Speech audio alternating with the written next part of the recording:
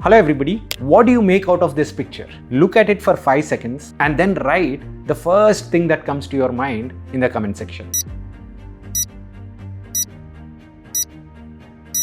Guys, I have spent more than 10 years in the corporate world and that picture has been relevant throughout my entire career. And in this video, I want to talk about what are the things that can help you actually walk away from a lot of shit in the corporate world. And the first point that I want to highlight is make sure you are able to market yourself. Don't believe what our teachers have told us that you do good work and that good work will take care of itself. That's not true in the corporate world. And one of my managers once told me that, hey, you have to document what is the good that you are doing. Forget about the bad. People will remember it anyways. But it's your responsibility to highlight to everybody else what are some of the good things that you are doing. And if possible, have that one-on-one with your manager at least once every month and ask your manager this question. Hey manager, can you tell me what are some of the good things that I have done in the past 1 month? Because subconsciously the manager will remember the good things and you are anyways documenting it. So that 1 year down the lane when appraisals happen, nobody will remember what's the good. So your manager will subconsciously at least say 2 or 3 good things about you. You should not be asking the feedback, hey, where did I go wrong and how can I improve? No, what are the good things that I have done and I want to repeat the same things again. That's one of the best positive loops that you can create in the feedback circle. And this advice that I got from a senior McKinsey director worked like a charm for me. The second thing so that you are not getting into the shit is always learn to say no.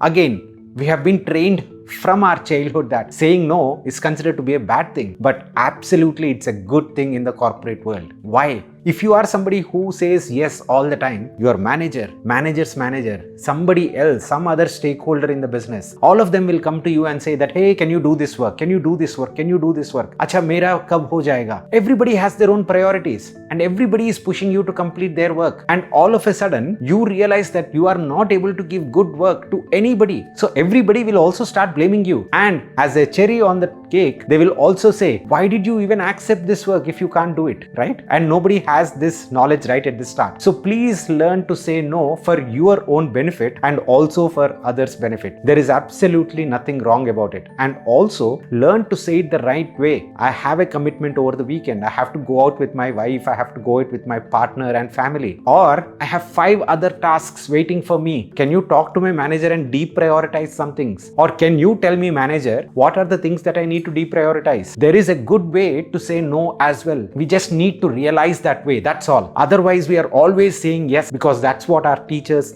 that's what our parents have taught us. The third thing, so that you are not getting into this loop of shit, is understand that you always need to protect yourself. Have your back. What does this mean? There will be a lot of times when clients or somebody on the client team won't respond and your manager will simply ask you, hey Pavan, why didn't you reach out to the client before? So what is happening now? It's not the client, but it's you who is becoming the scapegoat. So you need to know how to avoid these situations. What can you do in this scenario? Or the other scenario could be you are reaching out to your manager for feedback, you are doing something new and you are asking for feedback from everybody and nobody responds. And all of a sudden, 4 weeks, 8 weeks down the lane, somebody will come to you and say that this is not right. You have to do it differently. Why did you not respond for 8 weeks, my friend? What do you do in these situations? One of the best possible things is documentation. When you write an email, remember to write these 2 sentences at the end. If you have any questions with my approach, if you have any questions about the work that I have done, please get back to me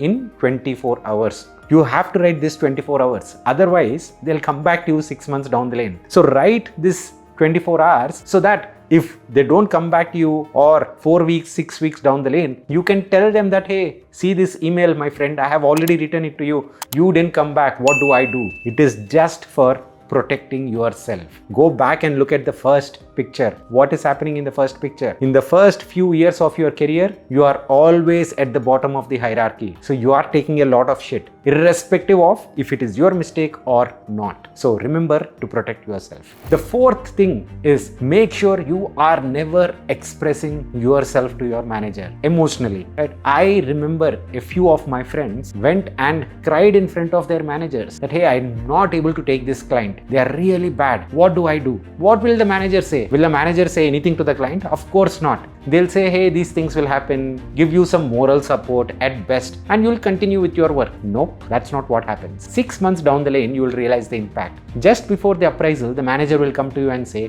by the way, you could not control your emotion at that point in time. You have to mature as an individual. So I'm cutting down 1 point on your appraisal and your salary hike goes down by 5 to 6%. So always a good idea, never ever share your emotions with your manager. However good or bad they might be, the biases will kick in during the appraisal. Even if possible, do not even share these emotions with your colleagues. Once they become ex-colleagues, either you move out of that company or they move out of that company, absolutely fine. Share whatever you want to. Then they become good friends. But in the same company, avoid as much as possible to share any kind of emotion. The fifth and the most important thing is care about yourself. And what does it mean? Two aspects. Number one, your personal health, and number two is your financial health. That's your salary. Nobody is going to come to you and say that, hey, you are a great guy, so let me give you the highest hike possible. Take it, have fun. Would any HR do that? Do let me know if any company is doing that. I would love to hear about it, and probably even I want to join that company. No HR would do that. Your responsibility is to make sure that you go ahead and speak with your manager and say all the good things. That documentation, guys, the underlying thread for today is actually documentation. You have to go and tell them what you have done. You have to present your case so that you get that salary hike. I know people, similar skills, similar experiences. They are still working on the same projects, but I know two developers, one getting close to 35 lakhs per year and the other developer getting 20 lakhs per year. Both of them, by the way, are working for the same company, same role. Each other, they don't know their salaries. But I got to know the salaries and I was shocked. This is how companies treat you.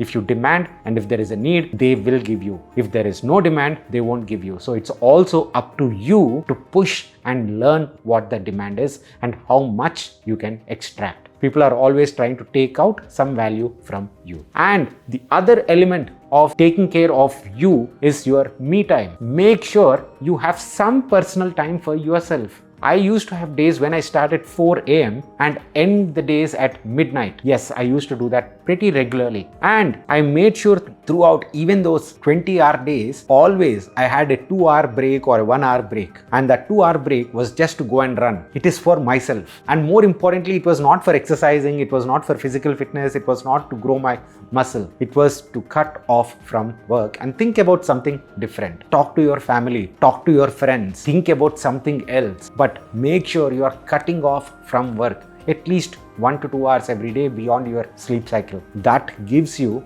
a lot of mental peace, again, which will also impact your physical health. Now, the final one is, irrespective of what is going on, how many hours you are sitting in the traffic, how many hours you are actually working, how you do not have any time, irrespective of all of this, you have to continuously improve. That continuous learning has to be a part of you. Now, what do you learn? That is absolutely up to you. Is it once a day, once a week? You have to carve out some time. And this is not about what you are learning, but this is about the habit. This continuous learning will push you not necessarily at the time of crisis, but also even in your good times, it will help you to grow faster in your career. So make sure you prioritize continuous learnings irrespective of what's happening in your day-to-day life. The only other point to summarize, guys, please go back to the first picture that I have shown and realize that it is completely up to you to take care of yourself in the corporate world. And after 10 years of experience in the corporate world, that's what I realized. Do share it with a friend. They might have to hear it today. See you again in the next one.